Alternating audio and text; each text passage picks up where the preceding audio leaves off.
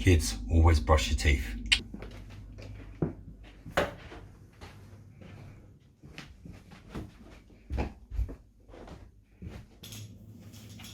Although he loves his walk, he still hasn't mastered the essence of getting the second leg in the harness. Now the best thing about having a dog is you get plenty of exercise. Not that I need it. Let's go.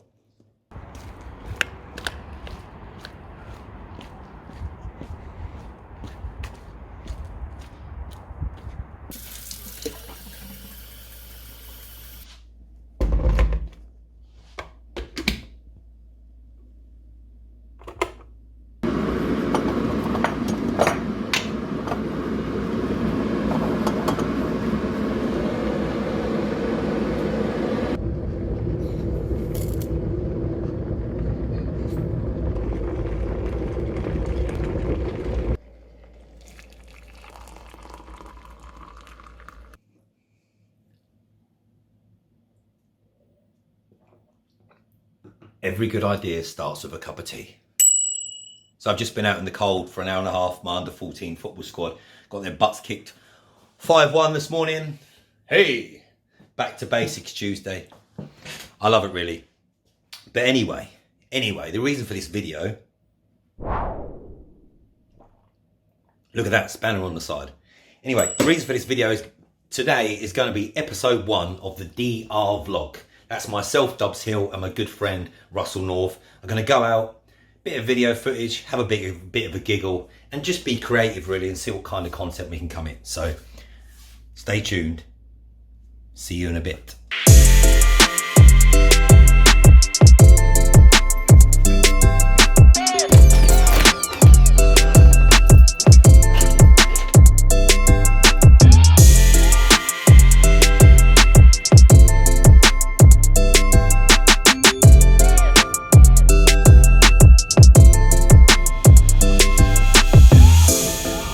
Okay, so I'm just approaching Russell's house now. I'm going to try and see if I can just catch him off guard, so see what his response is.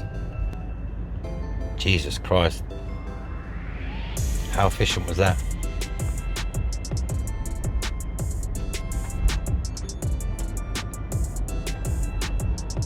He's looking really serious today. A bit fancy. He is a bit fancy, isn't it? Fancy pants. Does it show itself? Yeah, I'll do it, mate. Mind Jared. Happy New Year. How you doing? You were looking a bit serious as you come out. Was I? Yeah. What's your quote for today? My quote? What? My quote? What was the plan today? And what's your quote of the day? Quote of the day.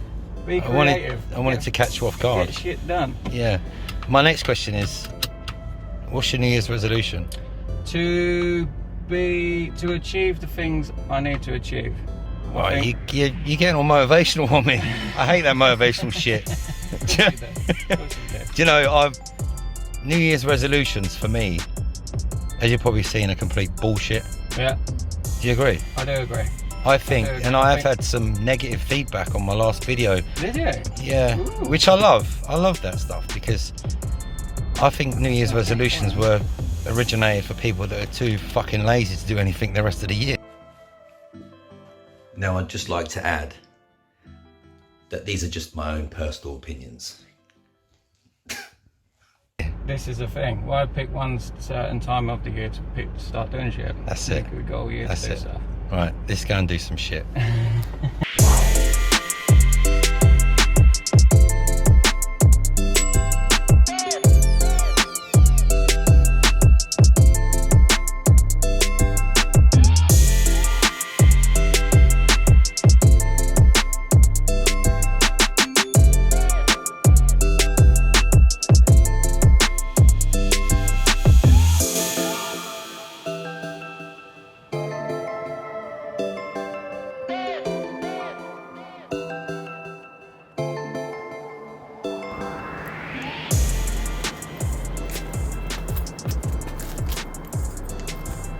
What's supposed to happen? The shutter's supposed to go up. It went Not up. as impressive as your car. No, it's not, is it?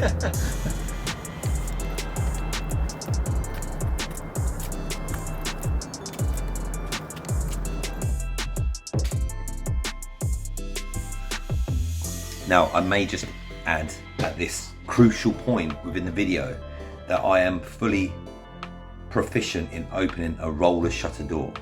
If somebody had told me that you have to point the control at the right and not a left.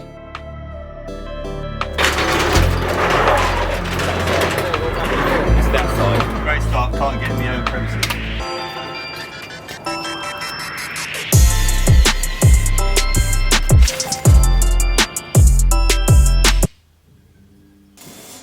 Well, I'm getting interrogated now.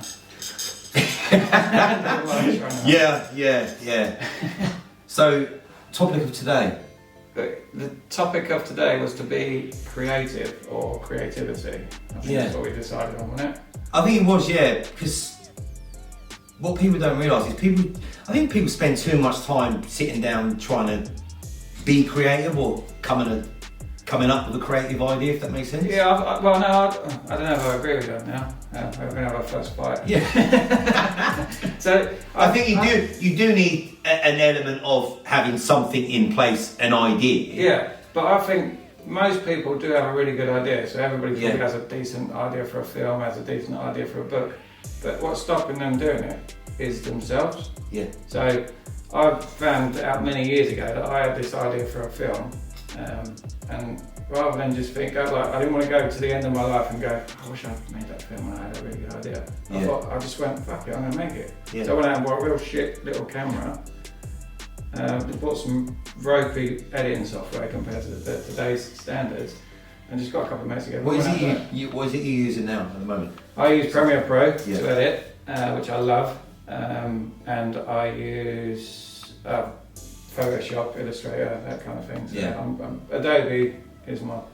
Yeah, see, I do have Adobe Premiere Pro. Do have it. Have used it a few times. But I kind of got pulled into Final Cut. Yeah. I think it's because of obviously my music production side. Yeah. With Apple and Logic Pro. It made sense for me to just transition it into Final Cut. And I think it's one of them with any editing software, whether it be videography or music, it's kind of like you spend a considerable amount of time learning. You do your housekeeping, so you've got everything, folders and effects and transitions, everything where you need it. Then it's a case of, do I now make the transition and start over again, from the base and learn it again, and then slow down my workflow? So yeah, I will start going more into Adobe, I think, soon. It would come in handy for us if we're going to start bouncing videos around together. Yeah. We're working on the same platform. Yeah, but 100%. again, it isn't impossible to go from one to the other. No. When you export it, I have to work with whatever you've got. And Yeah, vice versa, yeah, so. definitely. Yeah. But, so creativity was our topic of the day, and like I said, most people are very creative, but I think it's themselves that stop themselves being creative.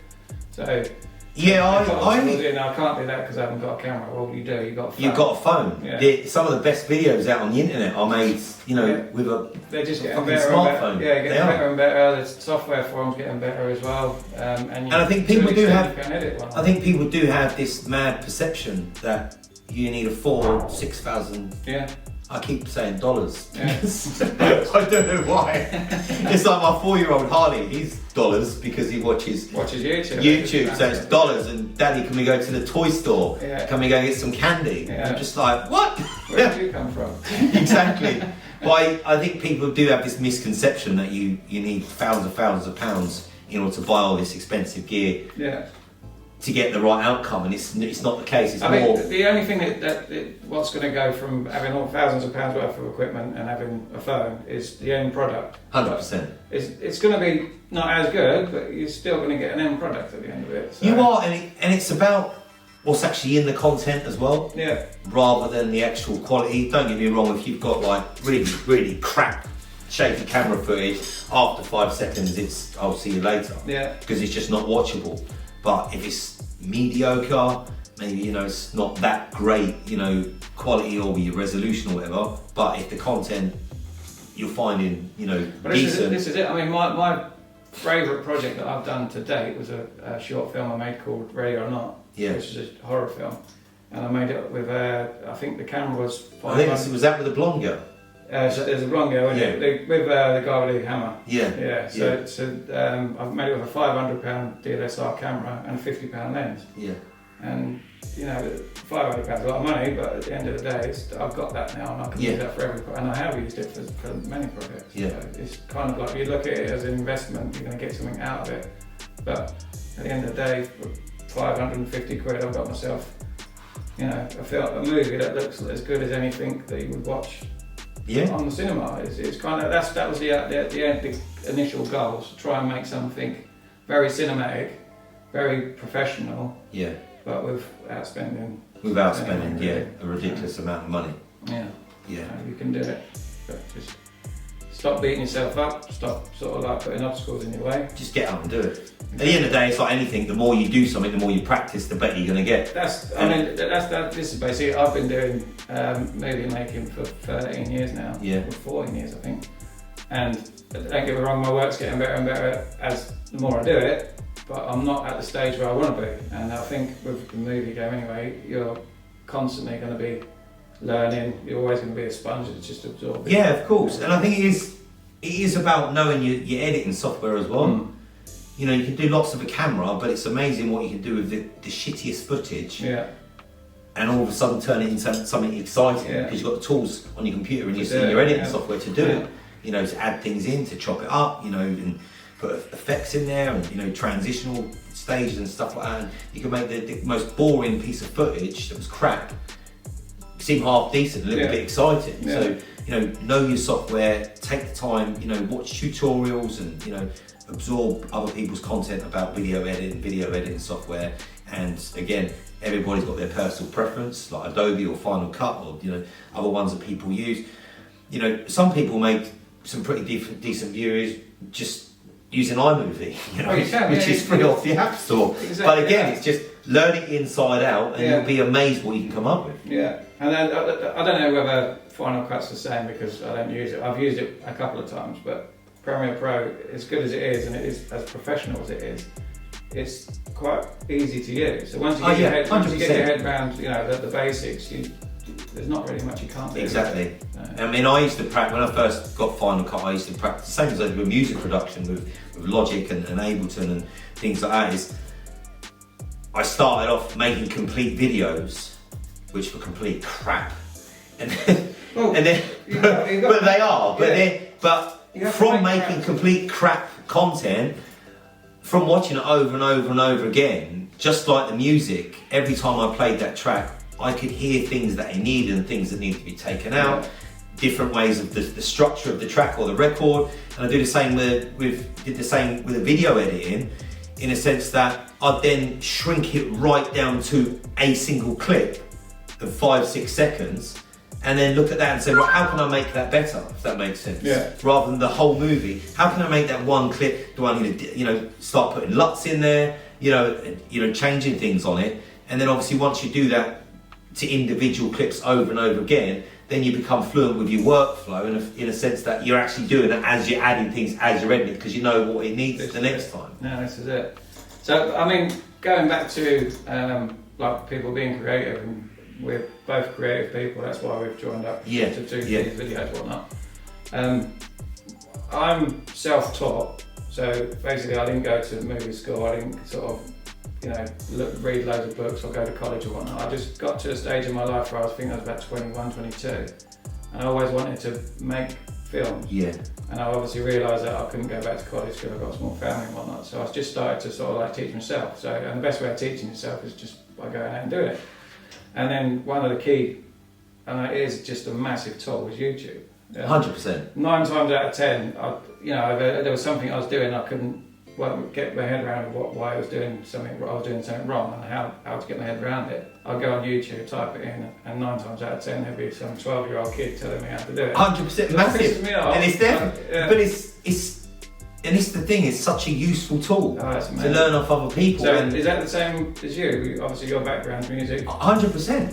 100%. Yeah. I self-taught, I was self-taught for a while, and then I did go to London Music Academies for making electronic music and stuff like that. But even again, the ironic thing about it was, after paying all that money and going sit for weeks and weeks and weeks in these studio-based classroom environments, there wasn't anything that I learned there that I didn't already know, if that makes sense, because I found them very, very basic 101 modules.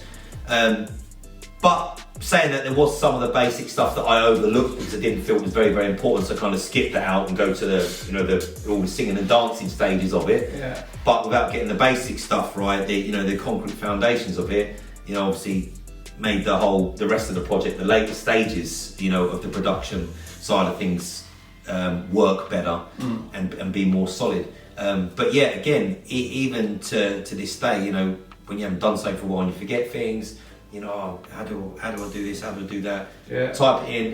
Bosh, there it is. Brilliant tool. 100%. Brilliant. So it's very, very useful tool. Yes. Very useful tool. And then obviously the idea of what we're doing now is we want to basically bounce off ideas between the two of us. Definitely. And obviously, get better at what we do.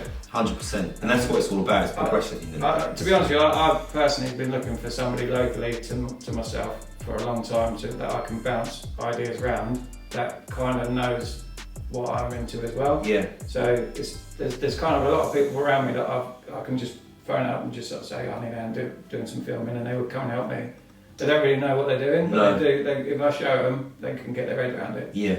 It'd be kind of nice just to rock up, say like, we need to get this shot, we need to get this today. Yeah, 100%. Especially with the movie side of things as well. It's always, it's like, like we was just talking about a minute ago, it's always great to have two guys with cameras, so you can get shots of different depth, rather than just relying on the one and then doing multiple takes to get. So I always find with all the projects I've done, all the filming, short films, whatever I've done, I kind of have to do everybody's job. Yeah. I get people that will help me, so I get people that will, man the camera for me, or hold the mic. But they don't know how to turn that on. Yeah. Or push record. So you kind of like, so I'm doing that, and they're just, this is it. You're running around and you're making tea for people. You're telling people that. So I can't find my words now. Cut that shit out. I'll be kind. This is staying. I've become that's it. Kind. good at everything. No, I've become good at everything, but not great at one thing. Yeah. And it becomes very hard. So sometimes I did have people turn up on set that was he was a cameraman and he was brilliant at what he did and he got some amazing shots. And that was wicked. But you can't. He is a cameraman, and that's what he does for a full-time job, so you can't sort of just ask him all the time because I wasn't paying him. Yeah, of course, so it became kind of like, as much as I want him to be on every project I did, I didn't, at the same time, I didn't want to keep asking him because he was just a nice guy. It would have just... Yeah, of course, In the end, it's going to start costing money because he's on my set rather than somebody else's, so I just kind of like, I still phone him up and just have conversations with him, pick his brains and whatnot. Yeah. And he tells me everything I'm doing wrong, but... That's what it's about though, isn't it? You're like, oh shit, I thought I had that. I thought I had that niche. Yeah, but it's kind of nice that you can, be around people that you're going to bounce ideas off. Yeah, definitely, 100%. So that's where we go from here. Yeah, let's go that way.